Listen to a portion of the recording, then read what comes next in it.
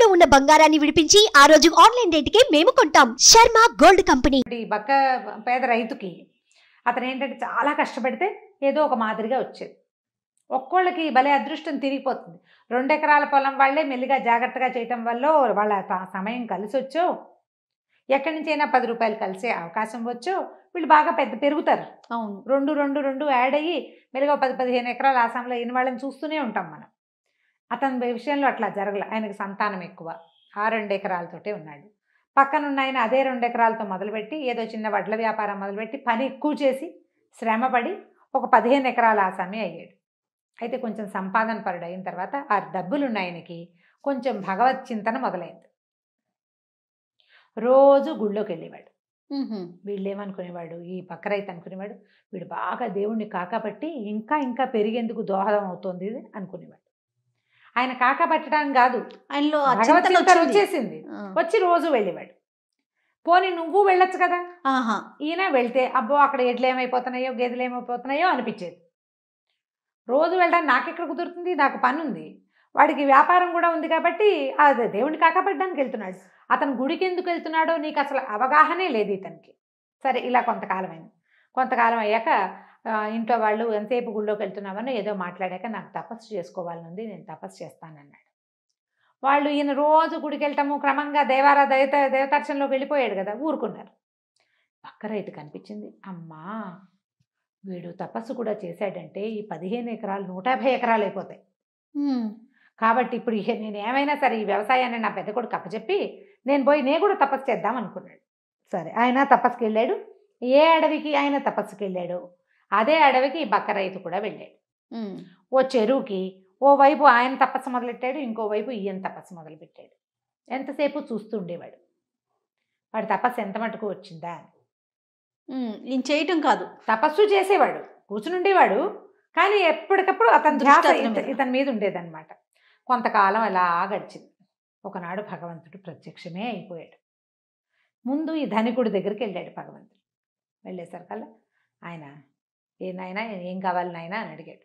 ఆ ధనికుడు అన్నాడు, బాబు ఇంత ప్రపంచాన్ని ఇచ్చావు, ఏదో తినడానికి తిరగడానికి కట్టుకోవడానికి కూడా అన్నీ ఇచ్చావు, సంతానాన్ని ఇచ్చావు, ప్రపంచాన్ని చూడడానికి 2 కళ్ళు ఇచ్చావు దేవుడా. ఏ కళ్ళు లేకుండా అసలు కళ్ళు లేకుండా కబోది పక్షులు ఎంతమందో ఉన్నారు. 2 కళ్ళు ఎందుకు నాకు, ఒక్క కన్నుంచు. నా 2వ కంటిని ఎవరైనా కళ్ళు లేని ఒక కబోదికి దానం చేసి అతడు ప్రపంచాన్ని చూసేలాగా చేయవా దేవుడా. నేను నిన్ను కళ్ళుండి 2 కళ్ళతో చూసా, ఒక్క కంటితో కూడా ఇలాగే కనపడతావు నువ్వు. ఈ కంటిని ఇంకోటి ఎవరికైనా ఇచ్చేసి బా అని దండం పెట్టాడు. భగవంతుడు సంతోషించాడు. ఇంకేదో కావాలని కోరకుండా నీ తపస్సుకి నీకు 2 కళ్ళు లేకపోయినా కూడా నన్ను చూడగలుగుతావు. నీ కోరిక ప్రకారం నీది ఒక కన్ను ఇంకా కనపడదు. ఈ నేత్రాన్ని కబోది వాడు ఎవడైనా ఒకడికి ఇంకోటి ప్రార్థించిన వాడికి ఇస్తాను నేను, వాడి కోరిక మేరకి అని చెప్పాడు. సరే ఈయనకు ఒక్క కన్ను ఉంది. ఆయన మళ్ళీ భగవత్ ప్రార్థన చేసుకున్నాడు. అక్కడి నుంచి లేచి ఇంటికి వెళ్ళిపోయాడు. ఆయన వెళ్ళిపోవటం చూసిన పేద రైతు మనం కూడా ఇంకొంచెం గట్టిగా చేస్తే దేవుడు వస్తాడని అర్థమై బేగ తీసుకుని కూర్చున్నాడు. సరే భగవంతుడు ప్రత్యక్షం అయ్యాడు ఈయనకు కూడా. ఏం కావాలి నాయన అని అడిగితే, చెరువుకి ఆవతల పక్కన ఉన్న నా స్నేహితుడు ఏం అడిగాడు దానికి 2 ఇవ్వు స్వామి, నాకు ఇంక ఏమీ వద్దు. వాడు 15 ఎకరాలని 150 చేయమని అడుగుంటాడు. 150ని 2 చేస్తే ఎంత అవుతుంది, 300 అవుతుంది. 300 ఎకరాలు ఓ కొల్లలు 30 తరాల పాటు నా పిల్లలు కూర్చుని తిన్నా సరిపోతుంది అనుకున్నాడు. పక్కవాడు అడిగింది ఏమిటి, ఒక కన్ను.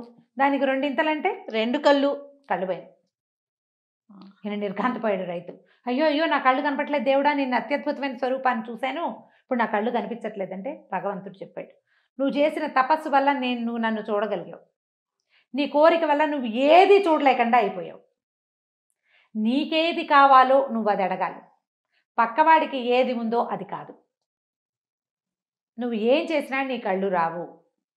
అప్పటి వరకు హాయిగా 2 ఎకరాల పొలాన్ని సొంత కళ్ళతో చూసి సేద్యం చేసుకునే రైతు భగవంతుడు చూసిన ఆ కాస్త పుణ్యాన్ని మూట కట్టుకుని అలాగే గుడ్డిగా చేతులు తడుముకుంటూ వెళ్ళిపోయాడు. వెళ్ళిపోయి కళ్ళు పోయినాయి. నీ కథంతా తెలిసిన మొదటి ధనవంతుడు ఆ ఇంట్లో ఉండి రోజు దైవ ప్రార్థన చేసేవాడు. పాపం బక్క రైతు, వాడికి ఏది లేదు, నా కన్నుని పోయిన నువ్వు తీసుకుని నా కన్నుని వాడికి ప్రసాదించు దేవుడా అని. కొద్ది రోజుల తర్వాత బకరైతే కన్ను కనపడతాను మొదలుపెట్టింది. అయ్యో అయ్యో నా కన్ను కనపడుతుందిరా అంటే, నేను అడిగిన కోరిక అదే, అందుకే నీ కన్ను కనపడుతుంది. ఇతనికి జ్ఞానోదయం అయింది, అప్పటికి తెలుసుకున్నాను నా నీ కనపడిన కన్ను ధనవంతుడిది. ఆ దెబ్బకి అతనిలో పూర్తిగా మార్పు వచ్చింది. ఎప్పుడు కూడా నాకు లేదు అని ఆలోచించాలి. నేనేం చెయ్యాలి దాన్ని సంపాదించడానికి? అందులో నువ్వు వాటిని ఏం సంపాదించగలవు? విద్య, జ్ఞానము, ధనము, ఇంకా కొంచెం పైకి ముందుకెళ్ళేందుకు ఆధ్యాత్మిక సాధన, అవన్నీ కూడా నువ్వు స్వయంగా సాధించగలుగుతావు. పక్కవాడు సాధించిన వాటిని చూసి ఈర్ష్యపడితే ఎప్పుడు నువ్వు వాడి వెనకాలే ఉంటావు. ఏనాటికి నీ జీవితంలో ముందుకు వెళ్ళలేవు, ఏనాటికి వెళ్ళలేవు. నా దారిని నేను నడుస్తాను అని నడిచిన వాడు అడుగులో అడుగేసుకుంటూ కూడా కాశీరామేశ్వరం చేరగలుగుతాడు. పక్కవాడిని చూసేవాడు ఏ గోతిలోకో పడతాడు. రన్నింగ్ రేస్ చేసేటప్పుడు చెప్తారు పిల్లలకి, పక్క వాళ్ళని చూడొద్దు, పక్క వాళ్ళని చూడొద్దు, ముందు చూడు, ముందు చూడు అని. అవునవును. నీ గోల్ అచీవ్ చేయటానికి గోల్ సెట్ చేసుకో, గోల్ వైపు పరిగెత్తు. నీ పక్కవాడి గోల్ ఏదో నీకు అక్కర్లేదు, వాడు ఎలా పరిగెడుతున్నాడో నువ్వు చూడొద్దు. ఇది బతుకంతా ఫాలో అవ్వాలి. ఎంత అద్భుతమైన కథ రమ్మగారు కదా, అద్భుతం అంటే అద్భుతం. ఈ కథని చిన్న పిల్లలు, ఆ 7-8 ఏళ్ళు 2వ క్లాస్కి వచ్చిన పిల్లల దగ్గర నుంచి చెప్పాలి. ముసలి తాతకు కూడా చెప్పాల్సి వస్తుంది ఒక్కొక్కసారి. వాళ్ళ పిల్లలు పైకి వచ్చారు, నా పిల్లలు ఎందుకు రావట్లేదు అని ఏడవద్దు. అవునండి. భగవంతుడా ఇలాంటి పరిస్థితి ఎందుకు వచ్చిందో, ఏ జన్మలో చేసిన కల్పించాను అపరాధమో ఇది, అపరాధాన్ని క్షమించు, నా పిల్లలు ముందుకెళ్లేలాగా చేయలేదా, నన్ను ముందుకెళ్లేలాగా చేయి, ఈ దారిలో వెళ్ళకపోతే ఇంకో దారి తీసుకుంటాను నేను అని ప్రయత్నం చేసిన వాడు ఎప్పుడు ముందుకెళ్తాడు. ఈర్ష్యలు, అసూయలు, దేశాలు పెట్టుకుని వాడి మీద అసూయపడి వానికి ఏదైనా ఎగ్గు చేసి వానికి ఏదైనా నష్టపరిస్తే, ఇప్పుడు నీకు లేకపోవడం ఒకటితో అయితే పాడు చేసింది ప్లస్ అయిపోతుంది. అంతే కదా, అది ఇంకో బరువు, అది ఇంకో సర్దిమూట అవుతుంది, నువ్వు అది మొయ్యాల్సి వస్తావు ఆ పాపాన్ని. కాబట్టి దాన్ని తీసుకోకుండా మీ వరకు మనం ఏం చేయాలి? దుర్యోధనుడి కథ చెప్పుకుంటాం. ఈర్ష్యాసూయలతోటి దుర్యోధనుడు పాండవులకి రాజ్యం వెళ్ళనివ్వకూడదన్న పట్టుదలతోటి చివరికి తన రాజ్యాన్ని తను చేసుకోలేకపోయాడు, కోల్పోయాడు. పాండవుల కథ దీనికి ప్రత్యక్షమైన ఉదాహరణ మన ముందు యుగంలో జరిగింది. అవును. వీళ్ళు నిజానికి అఖండ సామ్రాజ్యానికి వారసులు అయినప్పటికీ, వాళ్ళ నాన్న రాజ్యం అయినప్పటికీ వదిలిపెట్టేశారు. మాకు 5 ఊళ్ళు ఇస్తే చాలని ఒప్పుకున్నారు వాళ్ళు.